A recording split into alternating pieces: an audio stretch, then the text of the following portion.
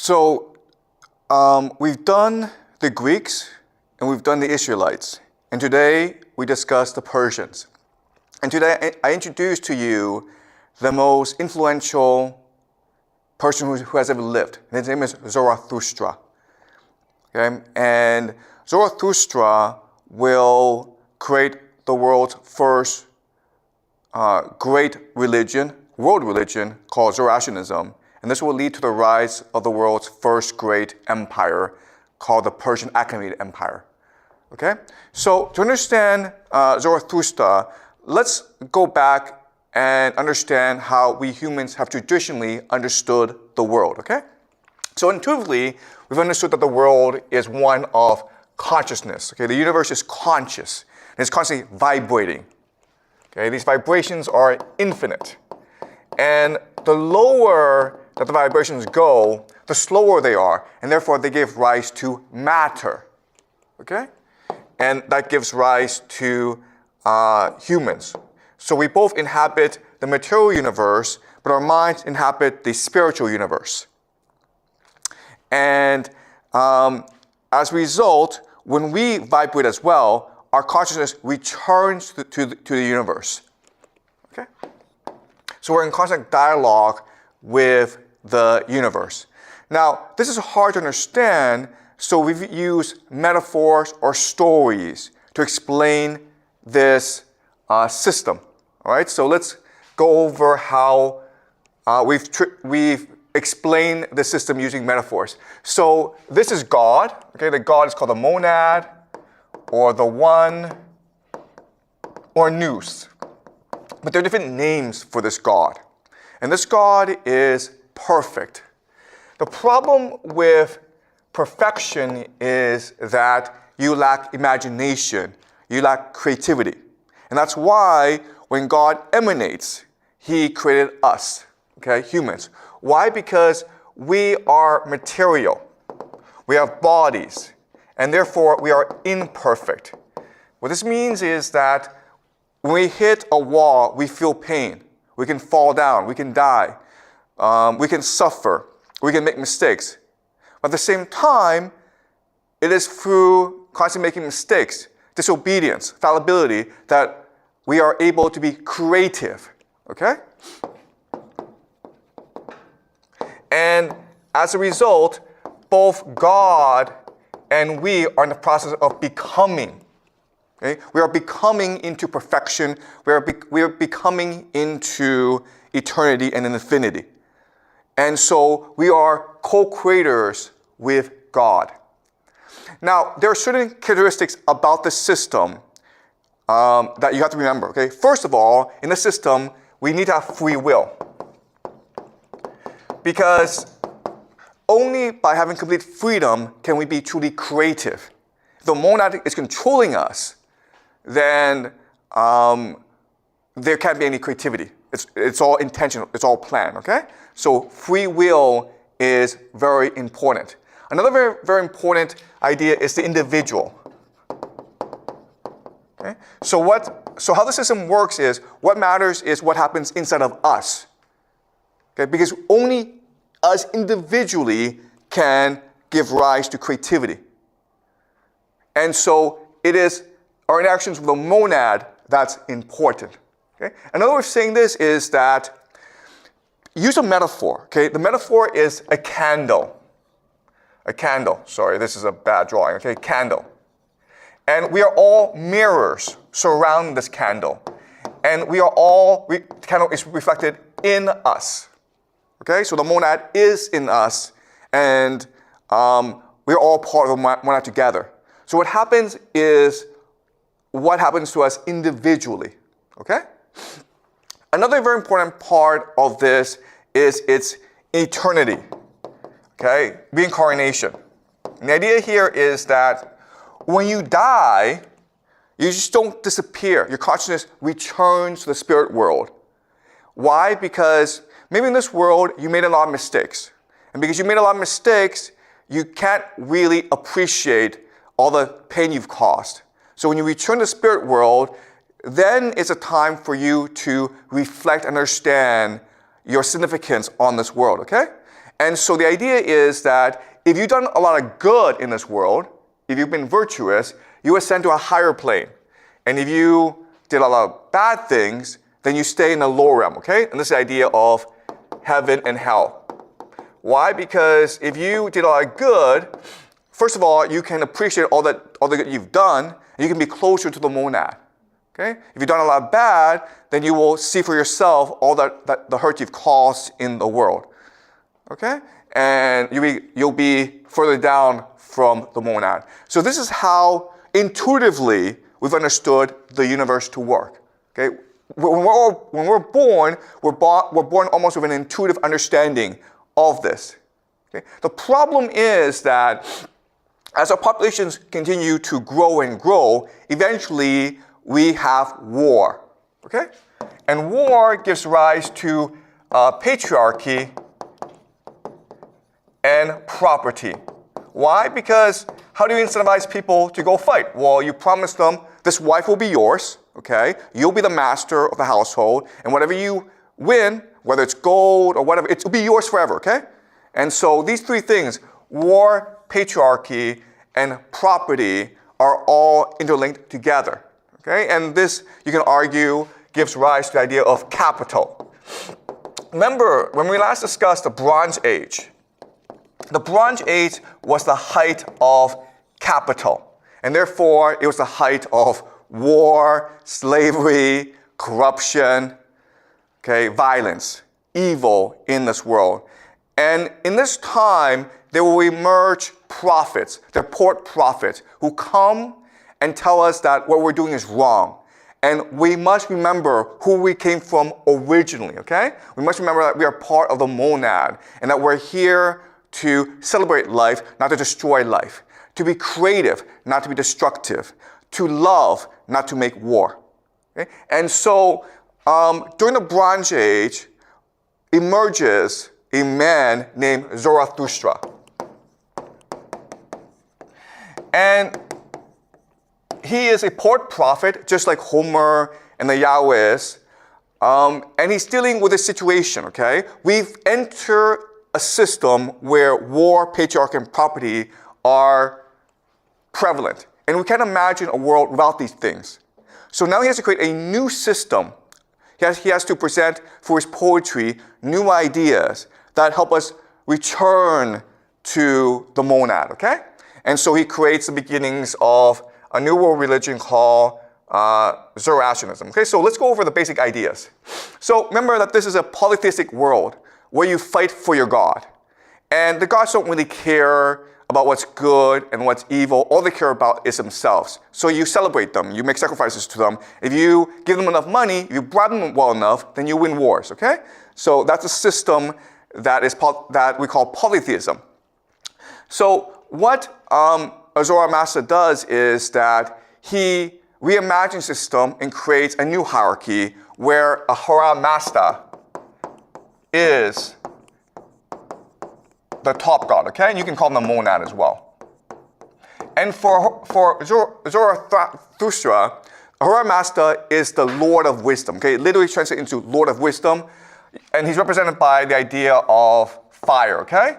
So what is Zoroastrianism in Chinese? It's 白火教, right? 白火教, okay? The religion of white fire. It's a religion of wisdom. And what then he also says is that the war of heaven and hell is within us.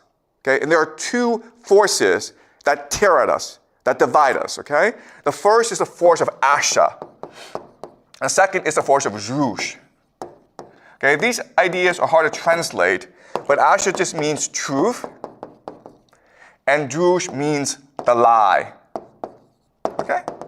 So the Greeks really admire the Persians. And what they said about the Persians is the Persians are good at three things. They're good at horse riding, they're good at archery, and they're good at telling the truth. The Persians find it abhorrent, hateful to lie. So they're always telling the truth, okay? But that's a very simplistic understanding of the system. Telling the truth is not what Asha is, right? What Asha really is a system of virtue. Okay? by being virtuous, by doing good in the world, you become closer to our master. You become his representative on earth. So to better understand this idea, all right, I'm going to introduce to you another concept called the categorical imperative. Okay, so Immanuel Kant. So we don't know when Zarathustra lived, okay? But he lived about 3,000 years ago. Immanuel Kant is the 18th century, okay? So he's closer to our time. And he introduces a concept called the categorical imperative. For him, the categorical imperative is the highest moral law, the highest moral good, what we all should strive to. And what I will show you is that it's very similar to the concept of asha. So there are three principles of the categorical imperative. The first, the most important, is the law of universality. And what this idea states is that what is good? Well, to know what is good, imagine this. Imagine that whatever you do, whatever you say, everyone in the world will immediately do as well. Okay? So if you get angry, everyone gets angry at the same time. If you are violent, everyone's violent at the same time, okay? If you curse God, everyone curses God. Do you want to live in a world like that? Obviously not, okay? So that is what the categorical imperative is. Act and do and think as though everything you do will be reflected throughout the universe. And you are the universe itself. Okay? Now, this idea has been misunderstood as the golden law, right? Or do unto others as others would do unto you. But actually, no, it's a much higher concept. The higher concept is that imagine that you are God yourself, okay? And everything you do will be reflected throughout the universe. Then how would you behave? Well, you would behave with the highest virtue, okay? Because you want to make the world a better place. Because if you do bad things, people are going to do bad things to you, okay? So that's the first idea. It's a very, very important idea. Second idea is free will. So whatever you do cannot be coerced. Okay? Whatever you do must be out of your own desire, your own will, your own volition, your own choice. Otherwise, it's wrong. Okay? So I cannot make you do good. You only want to do good by yourself. If you want to do evil, you should do evil because it's your choice. Okay? Even though it leads to a worse world, it's important to maintain the principle of free will and free choice. Okay? Now, last is the idea of humans as the end. Now you have heard, maybe heard the phrase, the means to an end, right? So maybe I'm a king and I need to build a better world. So I need to start wars, conquer the world. So I need to sacrifice 1 billion human beings in order to create a perfect world, right? That may sound good in theory, but what Kant and Zarathustra would say is that's wrong. Because humans are the end unto themselves. Every human life is as valuable as all human life together. Okay? You cannot sacrifice one person for the sake of the others. That is fundamentally wrong. Do never do that. That can only lead you into hell. Okay? So these three things together gives us a concept of asha. You can see immediately how complicated it is. But at the same time, you can also understand how revolutionary it is, okay? Because now asha presents to us three new concepts that will revolutionize human history. They are the individual. What matters is what matters inside of you, okay? Everyone's doing bad, that's their problem. Don't worry about them, just do what is good to you, okay? What is good for you. The second is free choice. Don't ever feel as though you're being forced to do something. Do something because you will it so, okay? And then last is truth. Why do you do this? Because the monad will know, okay? Because our master will know. Because you will know. Okay? So what your family says, what your community says, what your nation says does not matter. Only what you feel in your heart matters. Okay? And this introduced a new concept in human history called monotheism. And guess what, guys? Zoroastrianism will give birth to 3 new religions, okay? Judaism, Christianity, and Islam. Okay? And this together is 2 to 3 billion people on earth. And that's why I say Zarathustra is the most important individual who's ever lived. Because he will create the structure for monotheism, okay? These 3 concepts that will give rise to 3 world religions. All right? Okay. So something else I want you to understand is that Zarathustra had a major impact on the Greeks, especially Greek philosophy. In fact, the Greeks didn't consider him just a poet. They considered him the first scientist, the first astronomer, the first philosopher, the first magician, okay? The Greeks had tremendous reverence for him. And Plato will take a lot of his ideas and create a very powerful metaphor that helps us understand Asha better, okay? He calls it the allegory of the cave. So, imagine this. Imagine that we are in a cave, okay? We're all prisoners inside a cave. We are chained to the ground, okay? So we can't ever get up. We can't even move our necks. We only stare at the wall in front of us. Now behind us is a fire. This fire is projecting shadows onto the wall, okay? And we give names to these shadows. And this is what we call reality, okay? But it's a shadow reality. It's all fake. It's all false. It's all what we imagine it to be. One day, for whatever reason, one of us, the chains disappear. And so we stumble upwards out of the cave, okay? And now we're suddenly in the light, right? We see the sun. The sun, of course, is Asha, truth, okay? Or Ahura Mazda. And we're blinded because our eyes are used to seeing in the dark, right? We can't see. We feel nothing but pain for a long, long time. But over time, we start to see more clearly, and we see the world is beautiful, okay? We see the birds fly in the sky. We see the trees around us. We see the animals, and we're like, this is beautiful, okay? I found heaven. I found the truth. I found Asha. I found Ahura Mazda. This is what life is really about, okay? But after some time, you're like, but this is not enough, okay? I have found the truth, but the truth is not complete because I know there are my friends, my family that are stuck inside the cave.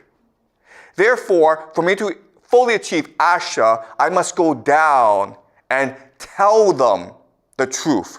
Tell them there is an Asha and we can all break free of our chains, escape into the light, and see the truth for ourselves.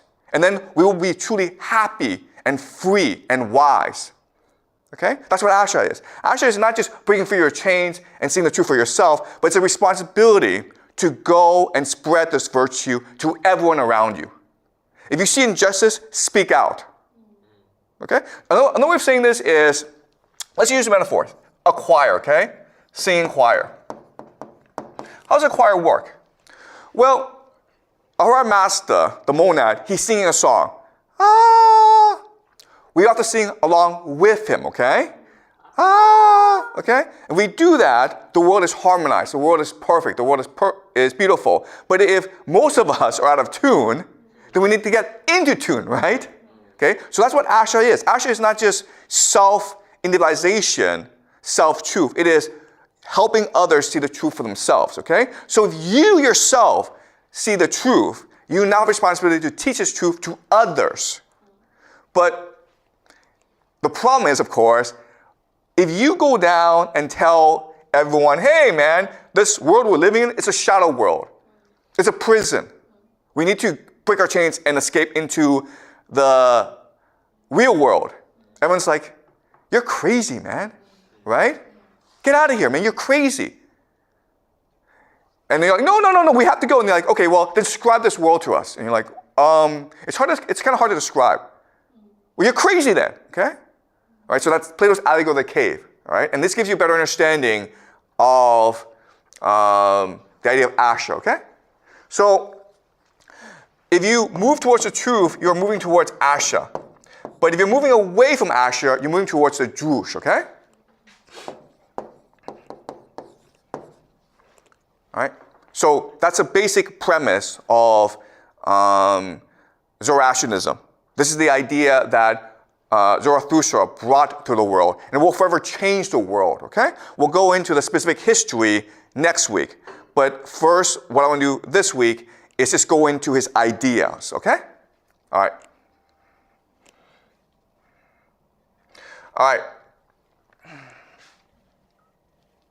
So Zarathustra, we don't know when he lived, okay? But we estimate anywhere between the year 2000 BCE to about 1000 BCE. That's a Bronze Age, right? I suspect he lived towards the end of the Bronze Age. Why? Because when the Bronze Age is coming into form, people are in love with capitalism. People want to get rich, right? But after the system matures, there's slavery, there's debt, there's corruption, there's misery, there's suffering. And so people want to hear another voice.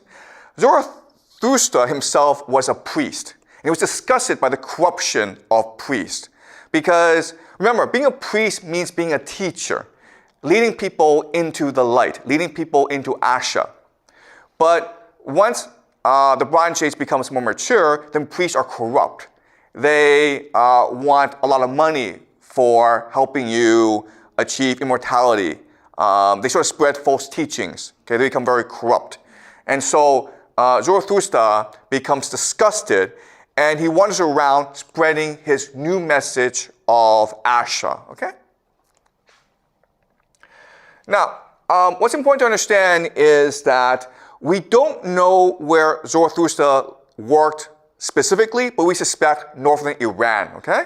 Why is this important? Because during the Bronze Age, the main centers of wealth were Mesopotamia, Egypt, the Levant. So this is more like a colony where there's a lot of mining going on, okay? So what's going on here is basically the most human suffering in the world, okay? So imagine maybe Congo, where they're using child slaves to dig for rare earths, okay? It's a march of empire where war is a very common thing. Violence is a very common thing. People are being kidnapped and forced to work in the mines in order to get tin for the Bronze Age economy, okay? All right, so as you can see, Zarathustra is about here, okay? Either northeast Iran or northwest Iran, okay? And as I mentioned, the global economy is around here, okay? This is where most of the wealth is. These people are poor, they're enslaved, and they're extremely violent, okay? All right, so Zarathustra comes, and he's a poet prophet, okay? He's a priest, and he's singing songs to help people better understand the world around them. He's trying to remind them of who they are really, okay? They really are parts of God. All right, so he says, listen with your own ears, with a bright mind, choose truth from false creed, each person for his own self before the final judgment comes, okay? So the idea of in the individual, what matters is yourself, what you do. What your family does, what your clan does, what your tribe does not matter. What you do, because when you die, you will face Ahura Mazda, the final judgment. Okay? Not your family, but you yourself. And so what you must do is choose Asha, the truth. Okay? What is the truth? Being virtuous. Because you yourself are virtue. Okay, he wrote in a language called Avestan, and it's a beautiful language. And if you are a Zoroastrian priest, you can memorize all this, okay? But I am not, and I don't want to butcher the language, okay? But it's poetry, it's beautiful, right? So Asha is the best of all that is good, and Asha is happiness. Happiness belongs to the one who follows the righteous path for the sake of the best righteousness. So how do you know you're doing Asha? Because you are happy, okay? Do you understand? So the metaphor is, imagine that you live in a world of like fat people who don't exercise, and all they do is watch TV, right? But you decide to go and work out and you become more thin. How do you know you're on the right path? Because you feel happy about yourself, okay? But the problem, of course, is that you lose all your friends. You lose all your family, okay? That's why people don't do this. Not because they don't know the truth, it's because they fear the truth. All right, so this is some translated poetry called the Gathas that we know that Zarathustra wrote, okay? Or he didn't write it, they were all illiterate at this point, but he sang it, okay? Now the two primal spirits who reveal themselves in vision as twins are the better and the bad in thought and word and action. And between these two, the wise ones choose all right, the foolish one not so, okay? So we in our nature always divide into two halves, okay? The good and the bad, the Asha and the Drush. And to be truly virtuous, it has to be good thoughts, good words, and good actions, okay? You have to be unified as a person. You can't speak the truth, but then do bad things, okay? You have to think good thoughts, speak good thoughts, and do good works. And that's what Zoroastrianism, okay?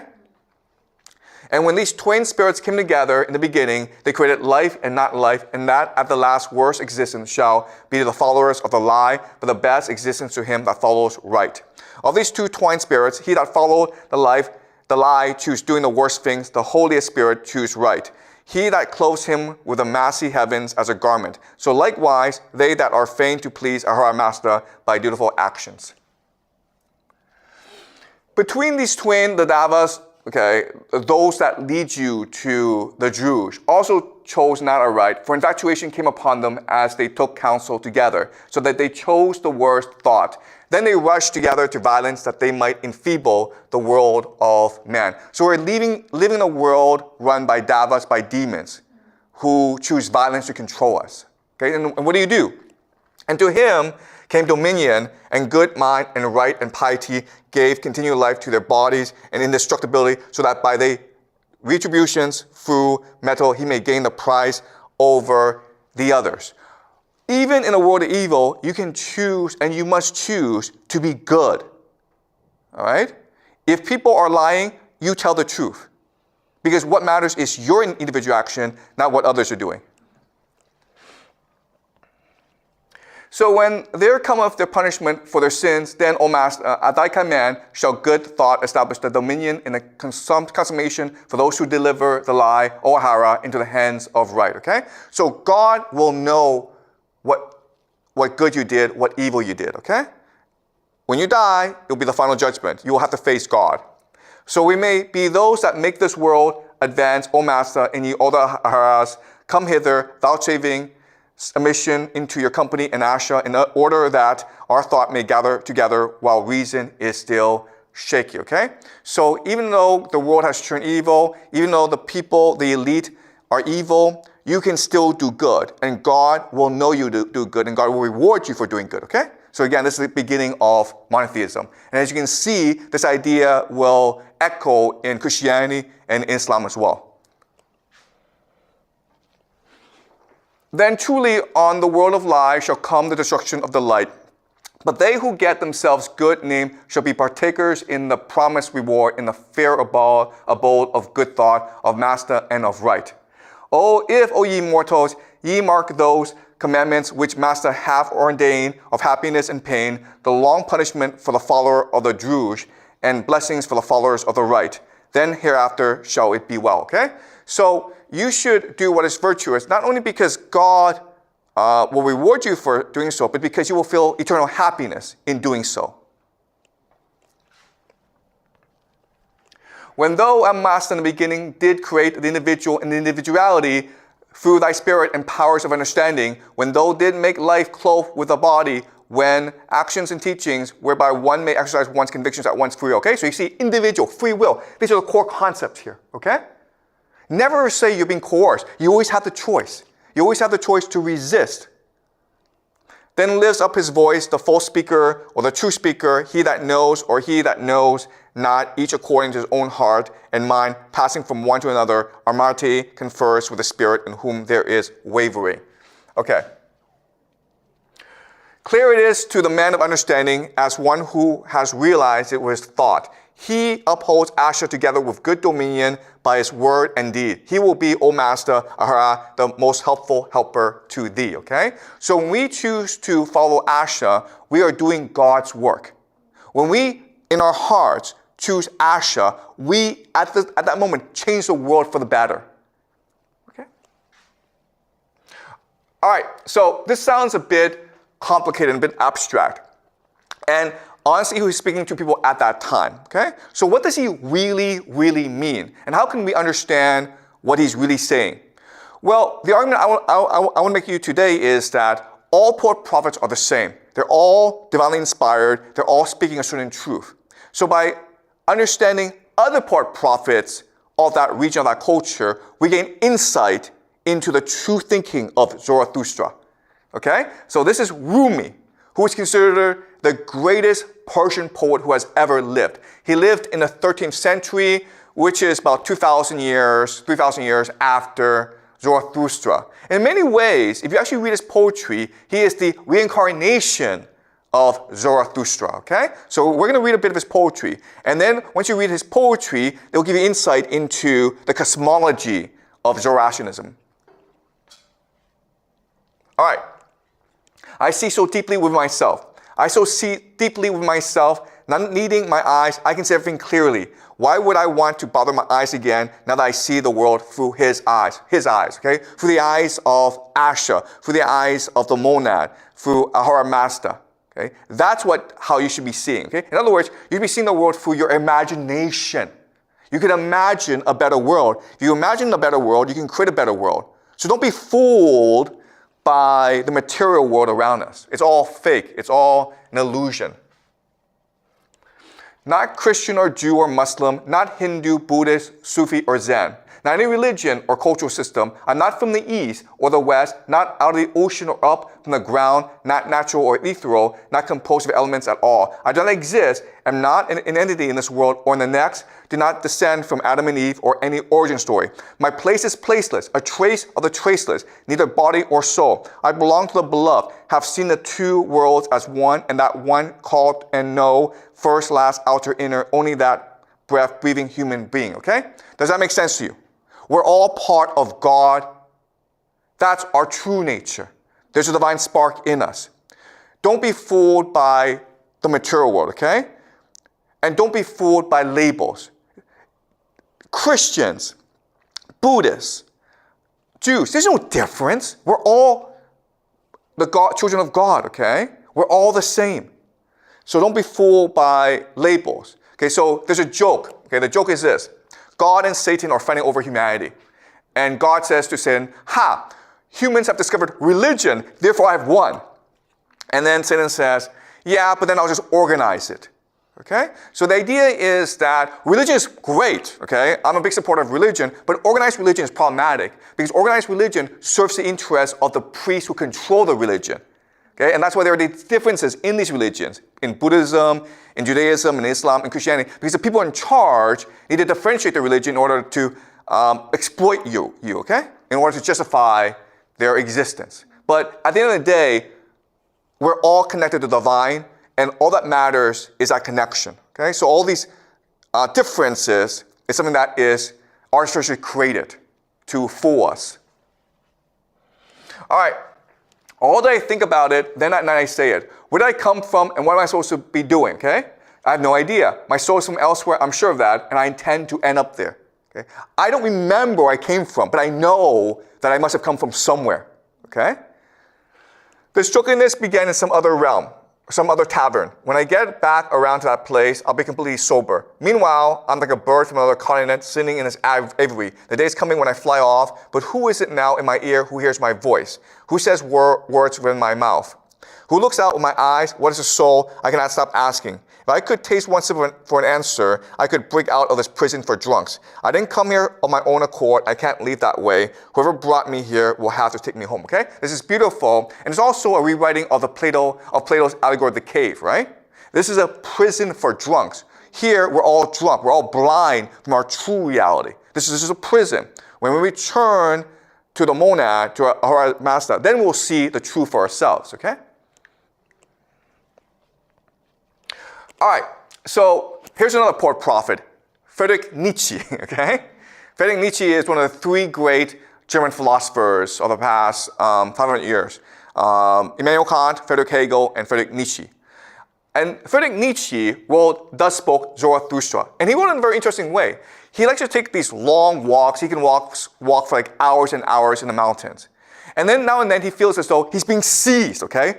A force has seized him and compels him to speak. And he believes this person is Zarathustra, okay? So he wrote a book, and it's just a recollection of all the moments when he was seized by Zarathustra and forced to speak his words. All right? And when we actually read what Nietzsche writes, you will see that it's actually pretty similar to what Zarathustra himself promoted during his time. Of course, Nietzsche is promoting it in a more modern contemporary lens. Okay? So if Zarathustra were to come back, he would basically be Nietzsche, okay? So in many ways, Nietzsche and Rumi are reincarnations of Zarathustra. They're all trying to speak a divine truth to humanity. All right, so this is the prologue, the first page of Thus Spoke Zarathustra, okay? And what you will notice, okay, look for this. What you will notice is that this is exactly like the allegory of the cave, okay? All right. When Zarathustra was 30 years old, he left his home and the lake of his home and went into the mountains. There he enjoyed his spirit in his solitude, and for 10 years did not wear of it. But at last his heart changed, and rising one morning with a rosy dawn, he went before the sun and spake thus unto it. Thou great star, what would thy happiness if thou had not those for whom thou shinest? For 10 years hast thou climbed hither unto my cave. Thou would have weather of thy light and of the journey, had it not been for me, mine eagle and my serpent. But we awaited thee every morning, took from thee thine overflow, and blessed thee for it. Lo, I am weary of my wisdom, like the bee that hath gathered too much honey. I need hands outstretched to take it. I would fain bestow and distribute until the wise have once more become joyous in the folly, and the poor happy in their riches. Therefore must I descend into the deep, as thou dost in the evening, when thou go behind the sea, and give light also the netherworld, thou exuberant star. Like thee must I go down, as men say, to whom I shall descend. Okay? So Zarathustra has hid himself in the cave. And inside the cave, in solitude, he has discovered Asha. He has discovered the secrets of the universe, and he's discovered that this is not enough. I must now go shine the light on everyone. Otherwise, I can never achieve Asha fully. Okay? So it's exactly like the allegory of the cave, where the prisoner, he escapes into the light and he's happy until he realizes that you can't be happy alone. You have to share this happiness with everyone else. Okay? So it's exactly like the allegory of the cave. All right, let's continue. Though implantest thy highest aim to the heart of those passions, then became thy virtues and joys. And though thou wert of the race of the hot-tempered, or the voluptuous, or the fanatical, or the vindictive, all thy passions in the end become virtues, and all thy devils and angels. Once had those wild dogs in thy cellar, but they change at last into birds and charming songstresses. Out of thy poisons breed thou balsam for thyself, thy cow affliction milk so. Thou drinketh thou the sweet milk of her udder. And nothing evil grow in thee any longer, unless it be the evil that grow out of the conflict of thy virtues. My brother, if thou be fortunate, then wilt thou have one virtue and no more. Thus goes thou easier over the bridge. Illustrious is to have many virtues, but a hard lot. And many a one have gone into the wilderness and killed himself, because he was aware of being the battle and battlefield of virtues. Okay, the question then is, if our master is wisdom, why do we live in a world of hate, of evil, of sin? And the answer is, because virtue must come from vice. Good can only come from evil. Okay? To live in good forever is to live in ignorance. Okay? We are born in the drush so that we may discover Asha. From our struggles, we will discover what truly good is. And that's a gift that God has given us. To grow, to live in a time of evil so that we ourselves may create good for humanity. Okay? That's the central message of this. Without vice, there can be no virtue. And to have one virtue itself is not enough. You must be constantly in a battle to create more and more virtue. Okay? So if you are a man of sin or a woman of evil,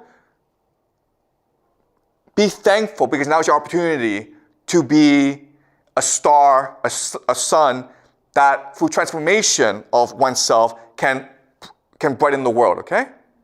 And when you do that, you transform the world, and then after you do that, your next battle is to go and transform someone else, or to look deeper and discover the evil in you, okay? So don't worry about the world itself, just worry about you yourself, because within yourself is a universe of evil that can be transformed into a universe of good. So one really important thing I have to say is that this is not Buddhism, okay? The structure and the framework are very similar, but what Zoroastrianism fundamentally says is that compassion is not enough, okay? You have to act, because justice is about action. If you see injustice, you must speak out. You can't be like, oh, I'm indifferent because I'm compassionate. Okay? That's not enough. You have to act out. And that's why people who believe in this religion were so creative, okay? Because they believe in action. Being indifferent is simply it's basically being complicit in the system, all right? All right. Ye tell me, life is hard to bear, but for what purpose shall you have your pride in the morning and your resignation in the evening? Life is hard to bear, but don't affect to be so delicate. We are all of us fine sumpter asses and she asses, okay? What we have in common with a rosebud, which trembleth because a drop of dew hath formed upon it. It is true that we love life, not because we are wont to live, but because we are wont to love. Love is asha, right? We always want to achieve asha. There is always some madness in love, but there's always also some method in madness. And to me also, who appreciate life, the butterflies and soap bubbles and whatever is like them amongst us, seem most to enjoy happiness. To see those light, foolish, pretty, lively little sprites flit about, that moved Zarathustra to tears and songs. I should only believe in a God that would know how to dance. And when I saw my devil, I found him serious, thorough, profound, solemn. He was a spirit of gravity. Through him, all things fail. Okay, so what Nietzsche hates is organized religion. Because organized religion, it is very serious, very somber. It basically wants to enslave us, right? It's like, don't do anything bad, don't drink, don't smoke, don't have sex, or you'll burn in hell, okay? That's very serious. And what Zarathustra and what Nietzsche is saying is that that's not what Asha is, man. Asha is to recognize that the world is beautiful, that our Master is all merciful, all forgiving, all love, all compassion. And you must delight in the world because that's why he created us, okay? So the only way to survive this world of evil is to recognize that beauty is everywhere around us. And it's our responsibility to discover this beauty and to celebrate this beauty, okay? Dance, sing, make love, laugh, smile. That's what life is about, okay? If a priest is telling you, hey, meditate for your life because only through that will you avoid sin, he's a devil, man. Okay? Because he's denying you your free will. He's denying you your capacity to love, to seek after yourself. Okay? But one day will the solitude weary thee, one day will thy pride yield and thy courage quail, though one day cry, I'm alone. One day will thou see no longer thy loftiness and see too closely thy lowliness. Thus solemnity itself will frighten thee as a phantom. Thou will one day cry, all was false. So life is a constant struggle, okay, between hope and tragedy. There are some days when you will be very hopeful, but then some days when you'll be very depressed. That's just the process of life. And that's just a process of wisdom, okay? To seek wisdom, you always have to constantly destroy yourself. You have to destroy the world around you.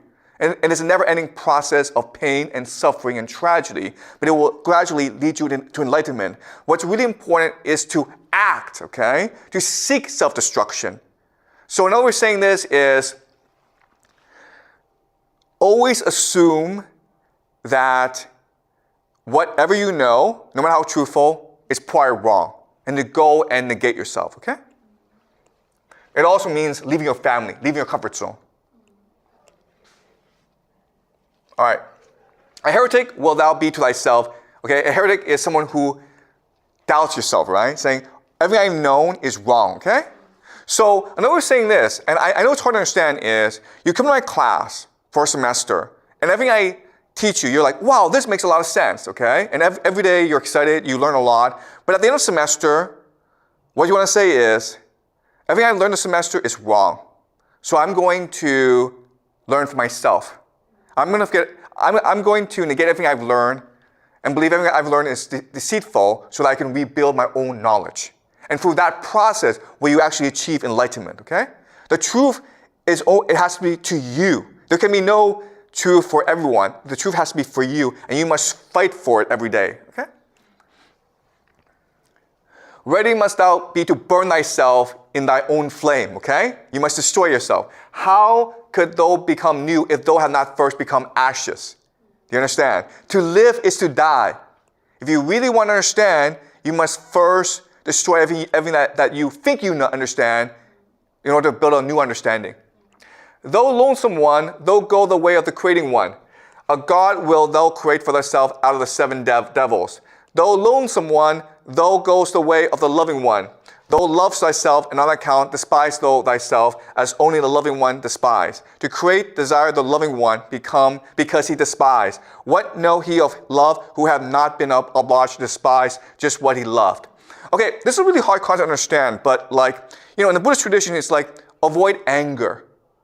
No. Embrace your anger. Embrace your hate. Because hate and love go together. Anger and calm go together, okay? So by going to one extreme, you can now embrace the other extreme. And your life is a constant struggle between these two different extremes. When you negate yourself, when you move into nothingness, you can only move into ignorance and slavery. Okay, does that make sense? You are born of two natures. You must let these two natures fight, okay? All right.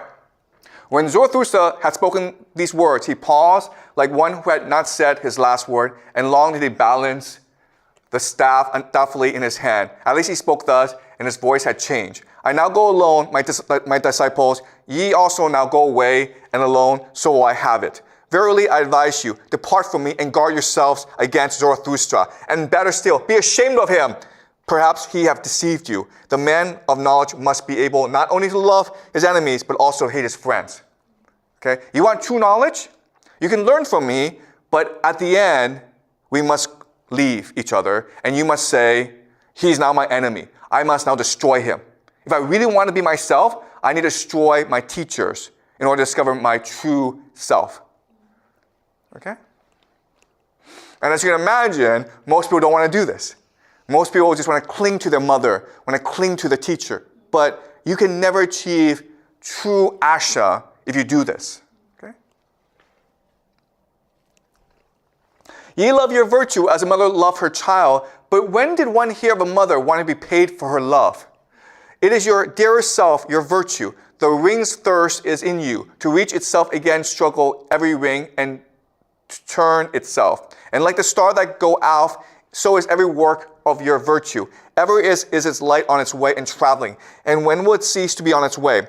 Thus is the light of your virtue still on its way, even when its work is done. Be it forgotten and dead, still its ray of light live and travel, okay? So when we die, our bodies decompose. But what's still left is our virtue, okay? That's who we are, our virtue. All that good we've done in the world, all the knowledge, all the enlightenment, all the emotions that we've generated, okay? That will be eternal. And so we must embrace this nature and become virtue itself, okay? Being human is to be first and foremost virtuous, to seek asha.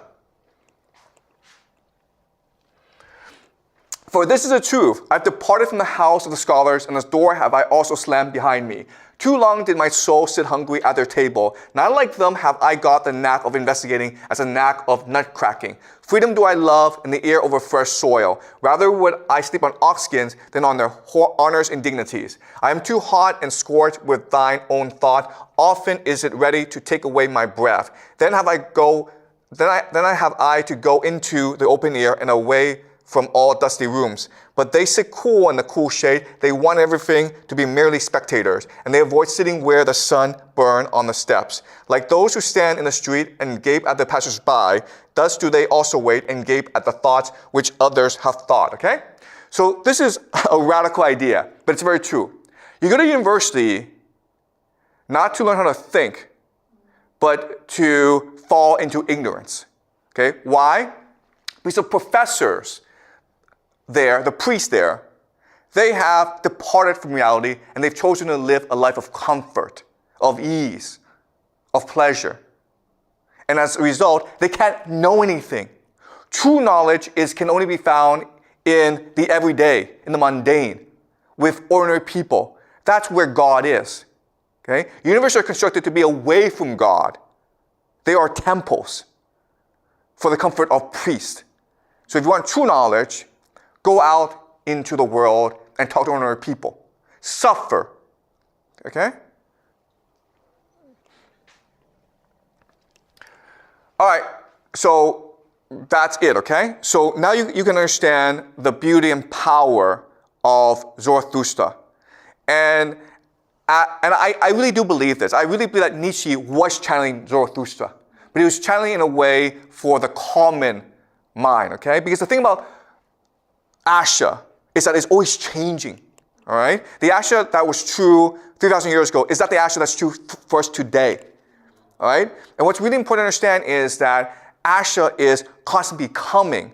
So you have to constantly work towards it. There's no end point to Asha, all right? And Asha is going to be different for everyone. But if everyone's moving towards Asha, then the world becomes a more virtuous, a better place, and a more just place. Okay? So, any questions, guys? All right. So, last class, I gave a lecture on the Bible. And I made a mistake in my lecture. So, in my discussion about the story of the patriarchs, between the love story of Rachel and Jacob, I said that Jacob had to work 7 years for Rachel after his marriage to Leah. But as this Substack subscriber, Cole, tells me, actually, that's not what the Bible says. The Bible says that Laban, the father, gave Rachel to Jacob right away. But then he had to work 7 years to pay off that debt. Okay, so thank you to Cole for correcting the error. In fact, I probably made a lot of small errors in my talk last class. And I obviously make a lot of mistakes every class, okay? So I apologize for that. But the thing about this class, and it's really important for us to remember, is that this is a class not about answers, it's about questions, okay? So what makes this class interesting and special is that we're always asking the hard questions. What does it mean to be human? Where do we come from? Why are we here? Where are we going? Okay? We're always asking these questions because these are questions that actually matter for us. Okay? That's the first thing. Second thing is that I'm constantly in the process of becoming. I'm constantly trying to discover the answers. And so for me, this is a journey. So for example, Zarathustra is a revelation to me. Before, I didn't know about Zarathustra. And I made a lot of mistakes. So for example, I said that Christianity was the first monotheistic religion last semester. And now I recognize that's wrong. It's actually Zoroastrianism, okay? So I'm constantly in the process of discovery, of becoming. And what's really important is that we continue to speculate. We continue to explore together. All right? And so if you don't like what I say this class, or you don't like my opinion, just wait a year or two and I'll probably change my opinion. Okay? Because that's what true knowledge is about. If you really want to pursue knowledge, you must be willing to, as Nietzsche, as Zarathustra says, you constantly need to destroy yourself, to burn yourself into ashes so that you may build yourself anew. Okay? And that's what the process of real education should be about. Okay? So in this class, I'm not here to give you easy answers. I'm not here to give you facts that you must memorize. I'm here to ask you questions that help you better understand yourself and better understand the world around you.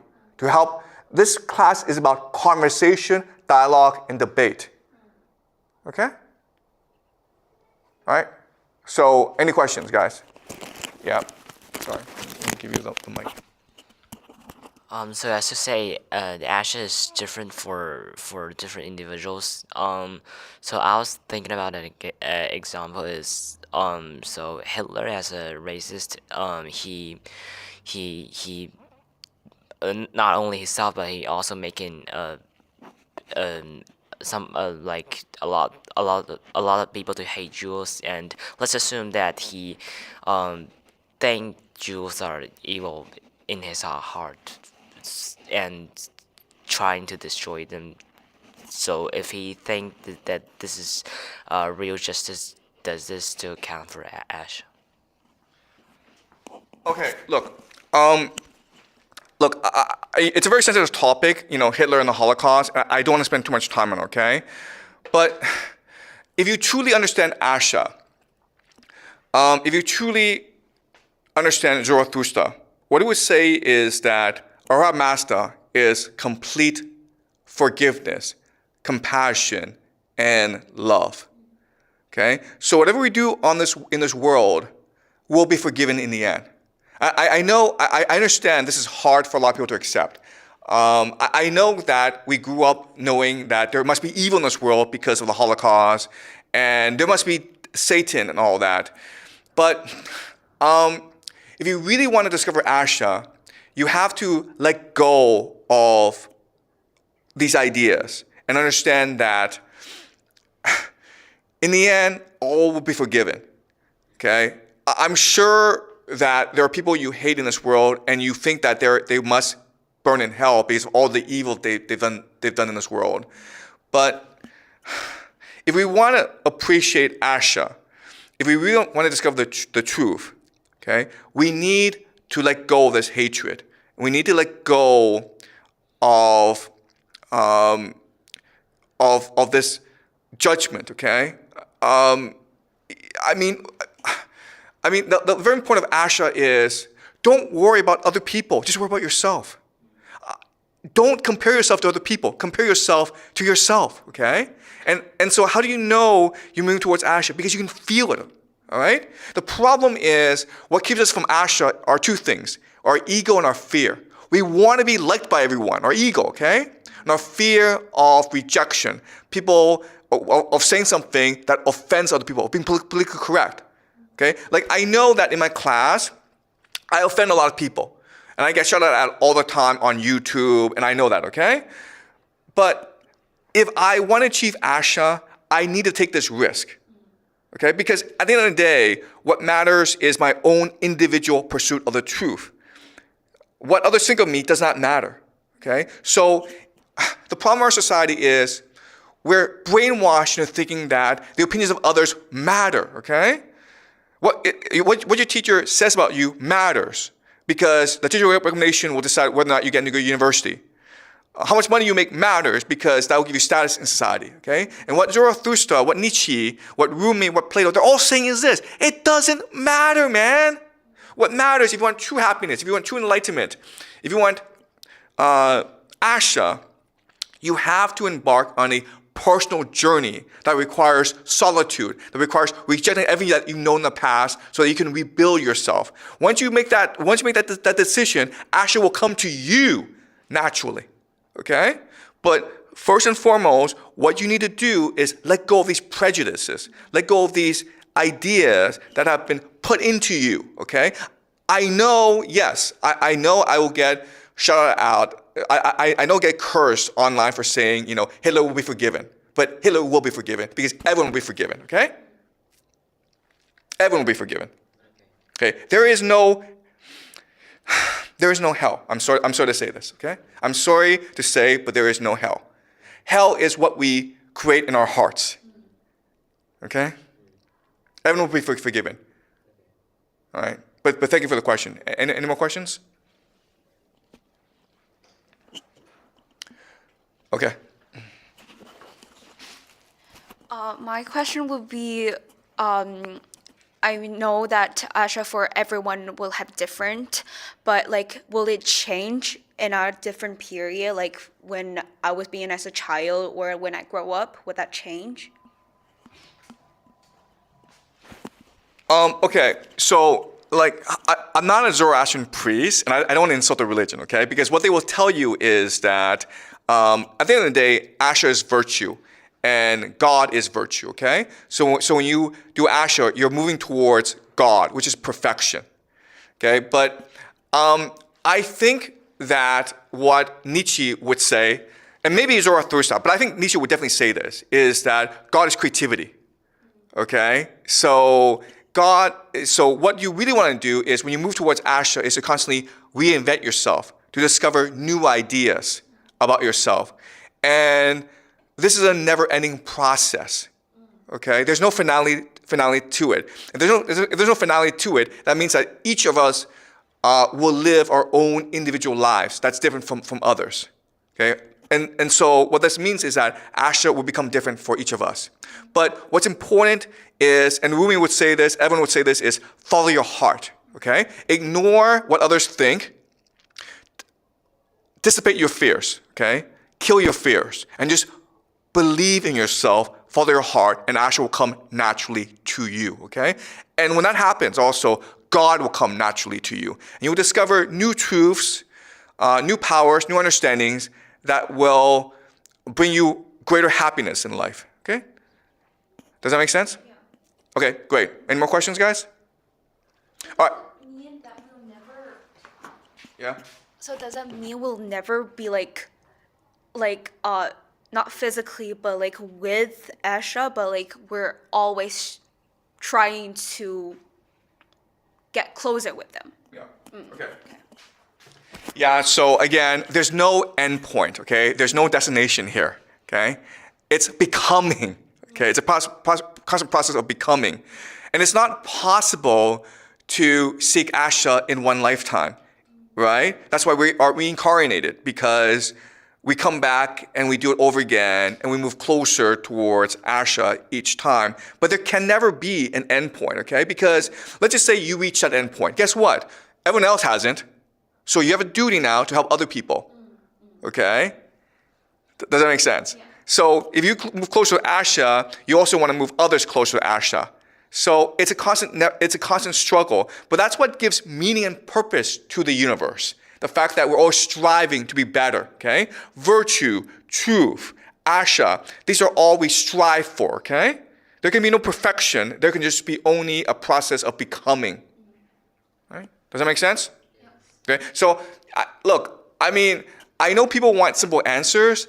I know that, there'll be a final judgment, we're going to go to heaven, and we'll live happily ever after, okay? That's not what the truth is. The truth is that the universe is a constant process of becoming, of struggle, of pain, of tragedy. But from that, we can build hope and virtue and good, okay?